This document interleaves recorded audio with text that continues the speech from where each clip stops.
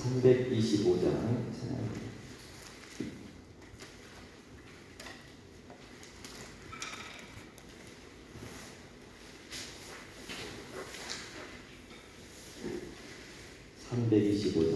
찬양합니다. 예수가 함께 계시니 시험이 오나 겁없네. 기쁨의 근원 되시는 예수를 위해 삽시다. 날마다 주를 섬기며 언제나 주를 기리고 그 사랑 안에 살면서 딴 길로 가지 맙시다. 이 세상 사는 동안에 주 이름 전파하면서 무한한 복락 주시는 예수를 위해 삽시다. 날마다 주를 섬기며 언제나 주를 기리고 그 사랑 안에 살면서 딴 길로 가지 맙시다. 이 세상 친구 없어도 예수는 나의 친구니 불의한 우리를 버리고 예수를 위해 삽시다. 날마다 주를 섬기며 언제나 주를 기리고 그 사랑 안에 살면서 다른 길로 가지 맙시다. 주께서 심판하실 때 잘했다 칭찬하리니 이러한 상급 받도록 예수를 위해 삽시다. 날마다 주를 섬기며 언제나 주를 기리고 그 사랑 안에 살면서 다른 길로 가지 맙시다. 신약성경 빌립보서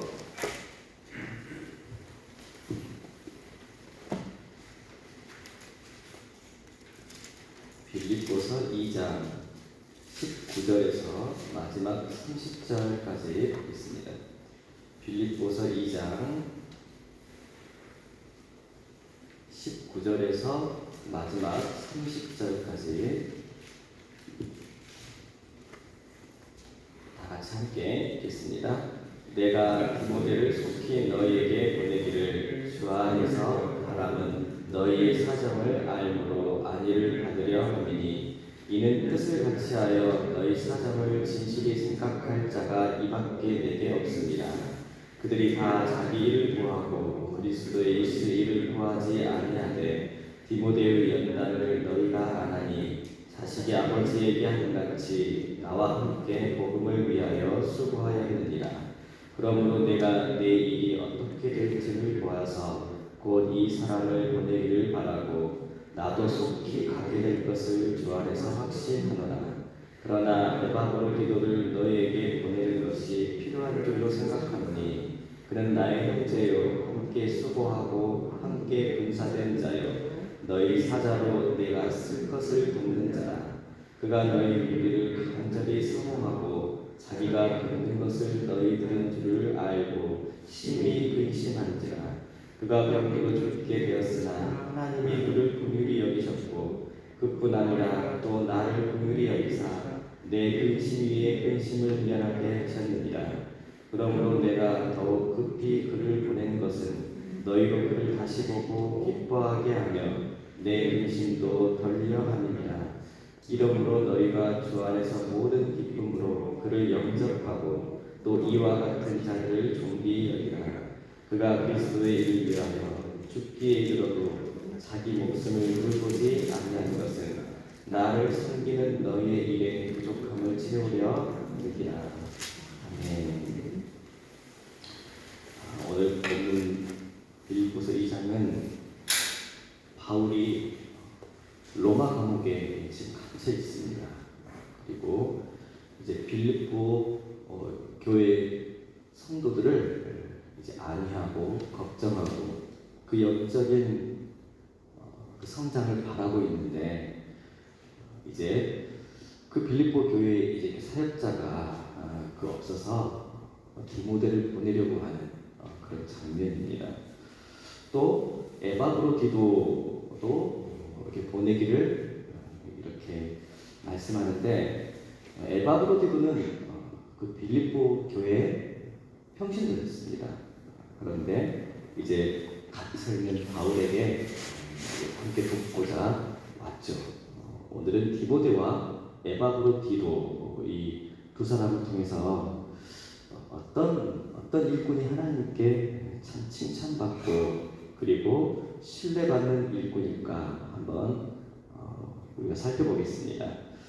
19절에서 24절까지는 영적인 아들 디모데에 관해서 바울이 말하고 있습니다.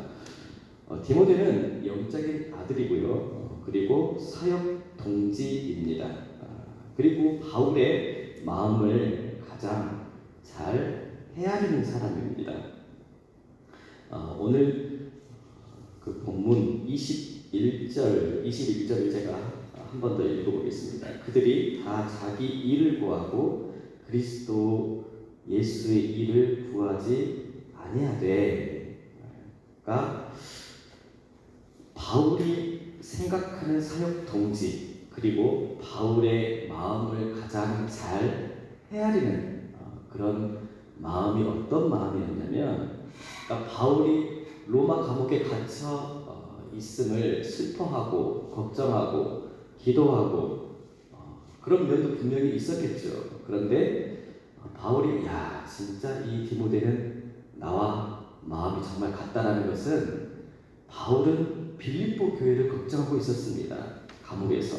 근데 똑같이 디모데도 그 빌립보 교회 성도들의 영적인 성장을 걱정하고 살펴봤다는 거예요. 그러니까 바울이 참 좋아하는 것은 사역의 방향을 함께 공감했다는 것입니다. 그러니까 바울 자신과 방향이 같았다는 거예요. 그러니까 거기에서 굉장히 참 디모데만큼 나의 마음을 잘 헤아리는 사람이 없다라고 했다는 것입니다. 그러니까 바울 곁에 있는 사람들, 그 사람들의 대다수가 자기 일을 구하되 그리스도 예수의 일을 구하지 아니하였다. 그런데 디모데는 그랬다는 거예요. 디모데는 자기 일을 구하지 아니하고 그리스도 예수의 일을 구했다라는 거예요. 그러니까 디모데가 얼마나 바울에게 그런 기쁨이었나. 여러분, 세상을 살아갈 때 얕은 기쁨이 있어요. 얕은 기쁨. 얕은 기쁨은 뭐예요? 홈쇼핑 보다가 진짜 괜찮아 보여서 이렇게 샀어요. 그 택배 받는 기쁨. 기쁘죠? 특히 여자분들. 그리고 맛있는 음식 먹을 때 우리가 살아가면서 여러분, 그렇게 기쁨거리가 그렇게 많지 않습니다. 세상은요, 수고와 슬픔이에요. 거의. 기쁜 게 뭐예요?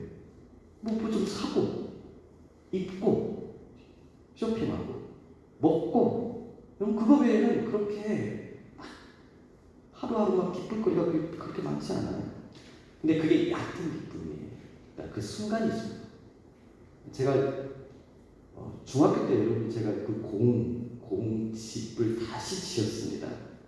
다 한옥이었는데 그때 양옥 바람이 불어가지고요, 한참 빨간벽돌로 집을 짓는 그 그 바람이 불던 시대가 있었어요. 근데 저희 집이 참 동네에서도 그 마을에서도 불안했나 좀 가난했습니다. 그러니까 친구들 집은 다 빨간 벽돌로 막 이렇게 막 지어졌는데 저희 집은 지을 생각이 없어요. 그러니까 아버지를 막 졸랐습니다. 집 짓자고 다른 집들은 다 짓는데, 그러니까 없는 돈에 늦게나마 빨간 벽돌 집을 이렇게 짓기 시작했어요. 근데 중간에 한번 멈췄습니다. 돈이 없어가지고. 근데 다시 또 지었습니다. 방이 3개가 되고 화장실이 집 안에 있었습니다. 그러니까 처음에 딱 집에 이제 이사하고 집에 들어가는데 우리 집 같지가 않아요. 근데 여러분, 제가 첫날 밤에 잠을 잤을까요? 못 잤을까요? 제가 말할게요. 못 잤습니다. 그러니까 제 방이 생긴 거죠. 누나와 동생, 여동생 방이 생기고 제 방이 생겼는데 저 혼자 자는데 잠을 못 잤습니다. 근데 그 다음 날부터는 잠을 잤을까요? 못 잤을까요? 잤어요. 자도 들고요, 잠이. 그 다음 한 달 지나니까 부실공사가 보이고요. 1년 지나니까 그냥 아무 느낌이 없어요. 그러니까 얕은 기쁨은 순간입니다. 근데 오래가는 기쁨이 있어요. 그 기쁨은 뭐예요? 하나님 앞에, 주님 앞에 헌신할 때예요. 그게 오래가는 기쁨입니다. 제가 다른 교회 가서 막 교사분들하고 사역할 때 막 시켜요. 그러니까 어떤 교회는 막 교육자가 막 찬양도 하고 다 하고 이것저것 막 그런데 저는 웬만하면 교사분들이 막 달란트를 이렇게 막 개발할 때끔 막 시켜요, 억지로. 그러니까 처음에는 거부감입니다. 목사님, 그때는 전도사님, 예전에 전도사님 혼자 다 했어요. 그럼 교사분들은 그냥 팔짱 끼고 있었으니까 제가 그래요. 그럼 그 전도사님 가면 교회 학교 망하겠네요. 그러니까 제가 막 교사분들 막 시켰어요. 앞에서 레크레이션 해봐라, 이것도 해봐라, 이거 한번 프로그램 한번 준비해봐라. 처음에는 저를 굉장히 싫어했습니다. 근데 막상 하다 보니까 앞에서 할 수 있고 또 하게 되고, 그러니까 그 기쁨이 나중에는요, 제가 떠나올 때는 저를 다 좋아하고 다 그리워하고 그랬어요. 왜? 나에게 이런 기쁨을 줬다라는 거예요. 헌신의 기쁨을 줬다라는 거예요. 주 앞에 헌신할 때 그렇게 여러분 그 기쁨이 다른 얕은 기쁨하고는 비교할 수 없습니다. 그러니까 우리는 하나님 앞에 여러분 헌신된 자예요. 헌신하려고 우리는 존재하고요. 헌신해야 될 직분 자예요. 그 기쁨을 처음에는 우리 목사님 우리를 볶아 자주. 여러분, 볶은 게 복이에요. 우리 선교사로 삽시다. 어디에서든지 우리 선교사들이 그런 자로 우리가 살아갑시다. 직장에서, 가정에서, 어디에서나. 부담스럽죠. 근데 막상 목사님 그 방침과 그 요구를 한번 따라가요. 나중에는 참 기쁨이 옵니다. 그러니까 어떤 교회는 그렇게 헌신을 요구하는 교회가 있어요. 어떤 교회는 잔잔해요. 근데 막상 가면 잔잔하거든요. 근데 헌신하는 교회들, 바쁘게 준비하고 바쁘게 막 이렇게 하는 교회들 가보세요. 땀 흘리고 그래도 그때는 힘들어, 허리 아프고, 그래도 나중에는요 그 교회가 기쁨 있는 교회예요. 나중에 그 교회가 더 잘 되는 교회가. 우리 목사님은 또 뭘 시켜볼까? 목사님 그 방침을 한번 따라봐요. 그러면 세상이 줄 수 없는 그 기쁨이 있다라는 거예요. 헌신하는 여러분 그 기쁨이 참 기쁨이에요. 바울에게는 이런 기쁨이 있었습니다. 디모데에도 이런 기쁨이 있었습니다. 내가 나의 일을 구하지 않고 예수의 일을 구할 때 그때 기쁨이 오더라는 것입니다. 한번 예수의 일을 한번 우리가 구하고 한번 거기에 헌신하고. 헌신이 뭐예요? 여러분, 헌신이 뭐예요? 뜻이 뭡니까? 신이 여러분 무슨 신이에요? 몸이에요. 몸신. 몸을 드리는 거예요. 몸을 희생하는 거예요. 그게 헌신이에요. 2023년에도요 바울처럼 디모데처럼 내 일 먹고 사는 일 너희는 무엇을 먹든지 마시든지 오직 하나님의 영광을 위하여 하라. 참새 입히는 그 먹는 것 들판에 꽃 입히는 것 뭐하려 걱정하니 내가 다 먹이고 입히는데 하나님 일을 우리가 할 때 하나님 우리를 더 먹이시고 입히시는 줄 믿습니다. 그런 우리 두드리게 되시길 바랍니다. 에바브로디도는요 신뢰받는 일꾼이었죠. 에바브로디도는 그 바울이 같이 했을 때 빌립보 교회에서 왜 파송했어요? 헌금해가지고 그러니까 요즘 말로는 옥바라지죠. 가서 우리 헌금 모아서 우리 바울 목사님 좀 드리자. 그래가지고 그 많은 액수였겠죠.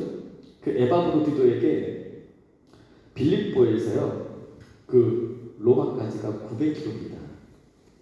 대략 서울 부산 왔다 갔다 왕복 거기를 헌금을 맡기고 보냈어요.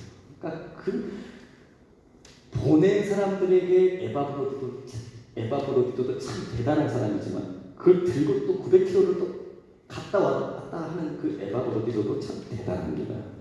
그러니까 그만큼 돈을 맡길 만한 자였다는 거예요. 신뢰받는 그런 일꾼이었다는 거예요. 여러분 교회에서 여러분 제자 아무나 맡기면 안 됩니다.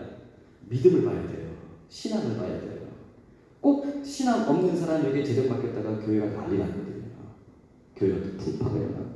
그러니까 그만큼 빌립보 교회에서 에바브로디도는 참 신뢰받고 이 신앙의 인격을 인정받은 사람이었다는 것입니다.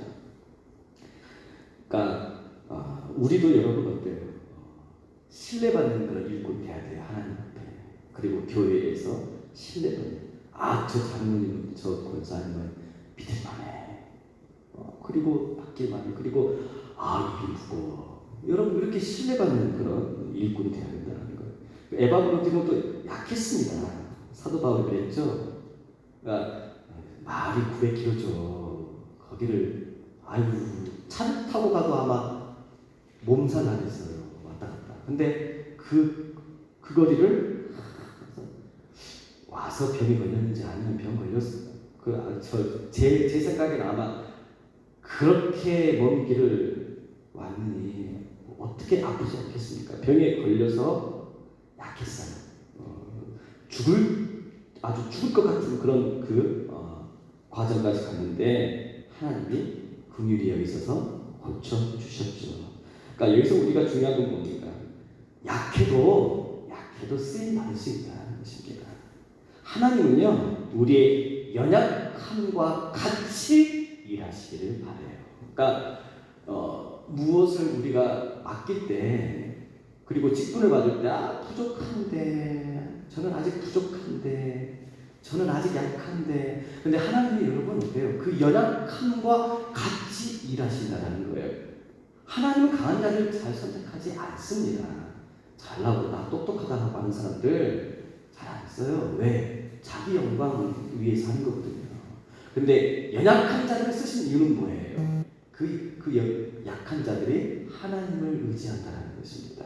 하나님은 그것을 좋아하세요. 우리도요 약해요. 연약해요. 근데 약할 때 하나님이 강함 주셔서 승리하게 하는 여러분 그런 사역자가 되시길 바랍니다. 요한복음 11장 11장 보면 죽은 나사로를 여기서 참 재밌는 게 있습니다.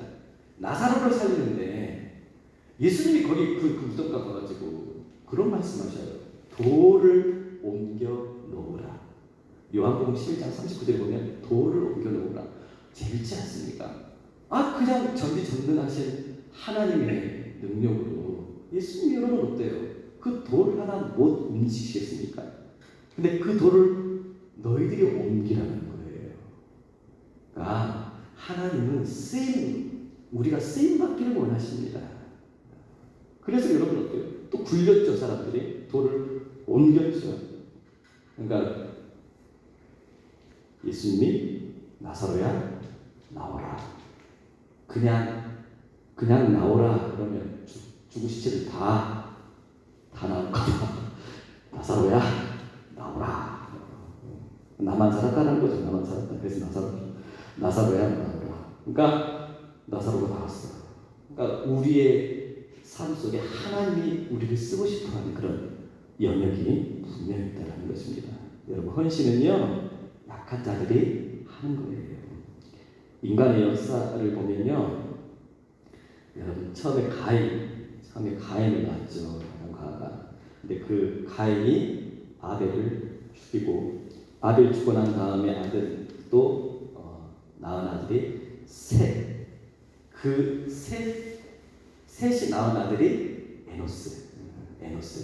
근데 참 재밌는 게 창세기 4장 26절에 보면요, 그 셋이 아들을 낳고 에노스가 하였고, 그의 이름은 에노스가 하였다.